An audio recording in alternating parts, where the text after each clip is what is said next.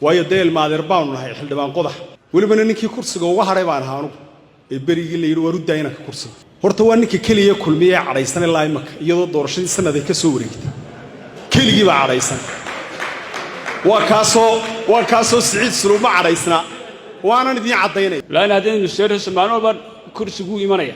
maano baa reerba imanaya maana shakhsi baa imanaya marka hada wixii qabiil ka dhigno xisbiyadina waa baabaaya ka waxaan doonayaa waxaan uga jeedaa inaanu mar dambe u noqon abtigiiba dhinaca kale ka waaniyana dhinac kale ka waaninay waayo deel maadeer baan nahay xildhibaan qodax waliba ninkii kursiga uga haray baan ahaanu ee berigii la yiri waru daayna ka kursiga waan saxaya waxaan doonayaa inaanu munaasabad sidan oo kala aan uga dhicin hadalkaas waxaan bulshada u sheegay horta waa ninka kaliya kulmiye cadaysan ilaa imaka iyadoo doorashadii sanad ay ka soo wareegtay kaligii baa cadaysan waa kaasoo Siciid Suluuma cadaysna waana idin cadaynaya Siciid Suluuma cadaysna oo Maaraya Cumar Sayid ma cadaysna oo raggii halkan ka hadlay kulmiye intaba qodoyada xukuumadda cusbayd way u mahadnaqeen waxay yiraahdeen golaha wasiirada u mahadnaqeen waa ninka kaliya golaha wasiirada isagu soo hadal qaadin wuxuu salaamay wuxuu haystaa ilaa imaka malaa inuu muuso joogay wuxuu salaamay Siciid Suluuma kaliya salaamay horta waa taasoo waxaan leeyahay waa raggii kuraasta ku fadhiyay de Siciid Suluuma waxa laga kaxeeyay oo ka kacay wasiirka xanaanada xooluhu ahaa oo uu ka tagay oo maanta waa xisbi mucaarada isagaan cadaysnay aduguna xildhibaan qaran baa tahay sababaad u caroota oo ilaa imaka iyadoo sanad ay ka soo wareegto aad u cadaysnaata meesha ma taale arinta caradu yaanay meel la kula gelinay waxaan waa xisbiyo waa la tartamaya waa la kala adkaanaya afkaar baa lagu kala duwan yahay maalinba bulshada reer Soomaaliland cid bay taashka saaraysa 17kii kulmiya la saaray 24kiina wadani baa la soo wanaagsan wixii hore loo socdo wixii halkolba meel taagan hore looga socdo laan hadeen nusayro samaano baa kursigu imanaya maano baa reerba imanaya maana shakhsi baa imanaya marka hada wixii qabiil ka dhigno xisbiyadina waa baabaaya marka hadii ay arintii soo noqnoqoto maanta meel aan ku eegno dibteeda laakiin wax wanaagsan xisbi department leenkii ku soo celino